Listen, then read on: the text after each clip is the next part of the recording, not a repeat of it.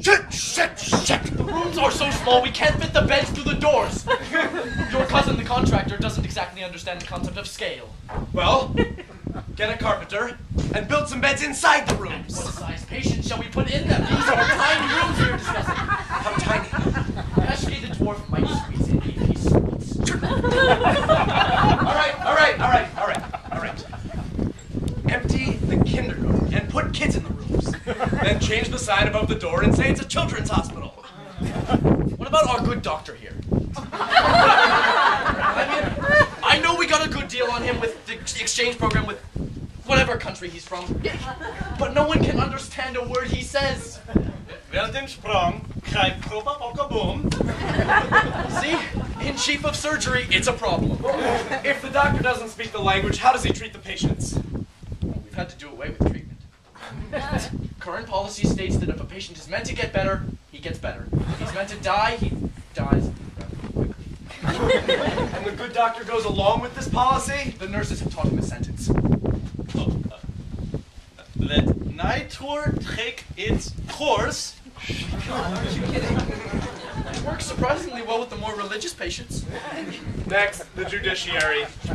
Judge, your court is full of shit. Well, that's a matter of opinion. I'm talking about the geese your bailiff is raising in the jury box. The place is hip high and dung. I want them out.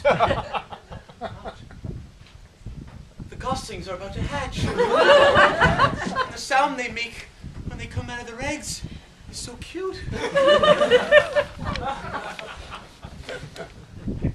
I'll have my bailiff see to them at once. Tell him to sober up while he's at it. The other morning he said hello in my face and I was drunk for the rest of the day. He can't quit the bottle, but the smell is here to stay. When he was a baby, his nursemaid hid spirits in her boobies. Every time she got confused, he was breastfed with a pint of vodka. He's oozed the stuff ever since. Thank you, that was very attractive. Next, the school. What's wrong with the school? School's fine. Problem's the teachers. That mumbly one with the stutter and the stammer. Oh, the speech instructor. The other week I observed him at the blackboard, rearranging the letters of the Tsar's name to spell dirty words. I want him fired at once. Fired? You can't fire a teacher. Have you ever read a teacher's contract? It's not possible. He's got those big whiskers. Always has liver and sardines in his beard. Surely that's a health issue. He says it's in case he gets dizzy after lunch. He says he can tell you any recipe he's had just by sucking on it. There must be some provision for dismissal. Don't you have a morals clause? Last week I walked into the laboratory to find the poetry instructor with 3 farm girls, the entire tenor section of the boys' choir, and a goat. And I had to apologize to him for not knocking. All right. Send the entire faculty to the woods and tell them to come up with a new curriculum. We'll never see the bastards again. Last issue. What I'll call unlicensed entrepreneurial spirit. Oh, well, excuse me. Are we discussing bribes? If we're discussing bribes, I freely admit I vote in favor whatever side offers me the biggest one. But I never take it in money. I only take it in game or farm animals. A bribe is a bribe. Not if you eat it. It's a bribe if you eat it. It's a bribe if you drink it. It's a bribe if you spend an hour with it. And it tells you it's always been attracted to powerful men, but has another appointment at 8. Well, isn't a bribe if you wear it? Like a silk shawl or a new feather floppy hat? You're referring to my wife. I will remind you, she is obliged to accept the occasional ceremonial trinket. Why shouldn't she walk through town wearing them? Oh, well, she should walk through town wearing the ceremonial banknote she accepts too. My wife does not take bribes. Oh, please. She accepts bribes from every merchant in town. She's the only woman who leaves her house with her purse empty and comes back with it full. Well, at least she and I believe in God. Well, can I help it if I'm a free thinker? They knew in Petersburg the kind of things you think, you'd find out just how free you are. The cells of the Tsar are filled with atheists just like you. The fact that I'm an agnostic has no bearing on my ability to accept every side of every argument. I thought you always said you were an atheist. I was. They didn't leave me any room to maneuver. As an agnostic, I'm open to the highest bidder. This is ridiculous. This is ridiculous. It's the hospital that... Enough! We're all guilty. Only the particulars are different. A patient gets a better room at the hospital if he drops a kopeck on the admitting desk. And if he's small. A family student is made head of the class because his father donates a new gymnasium. And we have the 6 finest gymnasiums in the district. And a litigant wins his case because he lets the judge ingest the odd chicken, the odd duck, the odd goose. And look how many dinners you've had. Forgive my tardiness, gentlemen. You've heard the news, no doubt, about the government inspector. How did you find out about it at the post office? I opened your letter. Not for any bad reasons. I just wanted to see what was in it. And what's your assessment of the situation? Yeah. Who do you think will invade us? Oh, I don't know, but I hope it's the French. What I would give to be invaded by a Frenchman.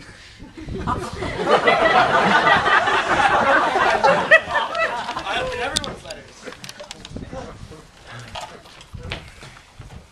Your mother died. Sorry.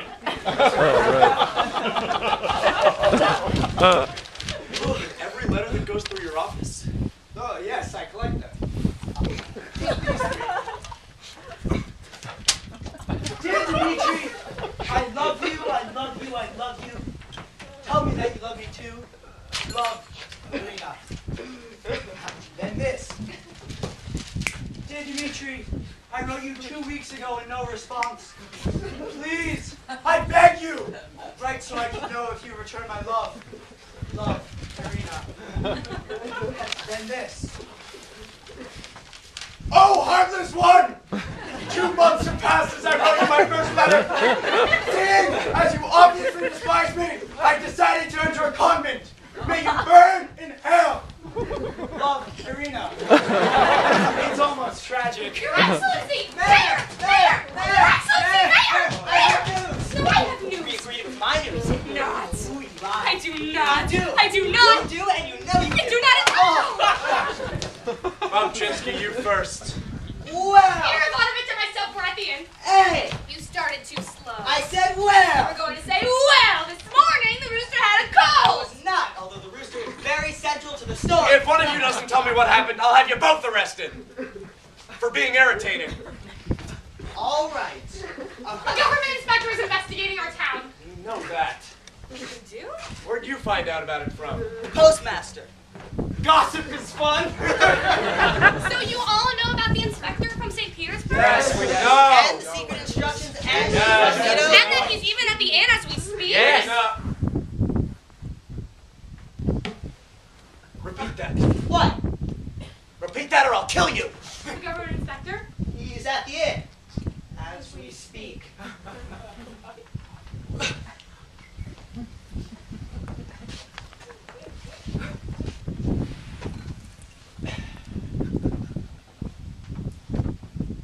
Start with the rooster.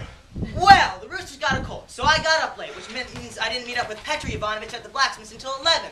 But when I got to the blacksmith's, we bumped into the innkeeper's wife. She's pregnant, did you know? She and Blas are hoping to give birth to a little keep. She better hope she doesn't give birth to a little blacksmith. And she reminded us about the lunch special at the inn. It's Thursday, so it's the pork. So we go to the inn and we sit down at our usual table. When Blas comes Oh, up, let I me say, do Blas. You always do Blas with a lisp. I don't lisp. Of course you lisp. Just with S words. You could lisp saying the word knock. Go ahead. That's what Blas says. Why? Set it up. They know you're doing Please. Blas. So Blas says, Excuse me, gentlemen, but I must see to this fellow from the city.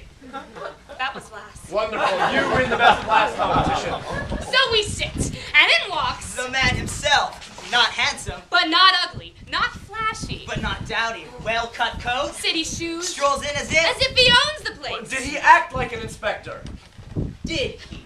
After he and Blas speak, the fellow passes our table. He says, I see you like the pork. So we nod. We say, yes, yes, we do like the pork. And what's he do? He writes it down. All right, I wouldn't write it down. Well, what room is he staying The in? little one about the stable. The one where the infantry cadets dressed up the monkey last Christmas? And he checked into the inn when this morning? He's been here a week.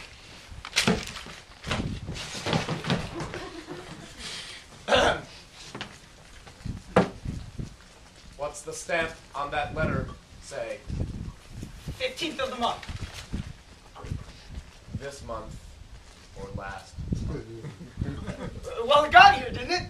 You call up this information from mine! I just opened it today. We've had a backlog. He's been here a week! That's 7 days! God made the world in 7 days, and then some bastard stuck in his house and broke down and it ruined everything! That's enough. What have I done this week? Evicted the corporal's widow, had the corporal's widow jailed for vagrancy, flogged the corporal's widow. Not so bad. It was a short week. It was a holiday. All right. Clean up everything we haven't cleaned up. For whatever reason we haven't given. Post an officer on every corner. Where's the tall one, Pugovitson? Drunk. How? He went out on a drunken disturbance and came back drunk. A bucket of water on him. He did. The bucket knocked him out. All right. Dress Flegel the mute boy in Pugovitson's uniform and march him past the inspector's window at 3-minute intervals. Each time he turns the corner, change his hat, and give him a wig. Inspector will think we've got the largest police force in the country. And don't leave any eyesores unattended. That decrepit fence that's been falling down outside Kropotkin's shop for 2 years. Tear it down and throw it in the dump. We don't have a dump. Well, where have people been dumping their trash? Behind the fence at Kropotkin's. All right. And keep the fence and tear down Kropotkin's. From now on, that's the dump. Anything else that's falling down, put a sign on it that says, "Men at work. Future sight of something much better than whatever's here now." Yes, sir. And you, go back to the post office and open every letter that comes through. Any merchant, any peasant, any letter of complaint written to the capital, I want diverted to me at once. Sir, we are the Postal Service. They'll be diverted in due time. Good. Get my hat. What are you going to do? Form a delegation. It's time we met this government inspector. Well, there's a protocol for meeting dignitaries. Elected officials first, then clergy, then landowners, then business leaders, then staff, then workers, then peasants, then serfs, then... Women. The only one I want with me is you. What about me? I thought he was you.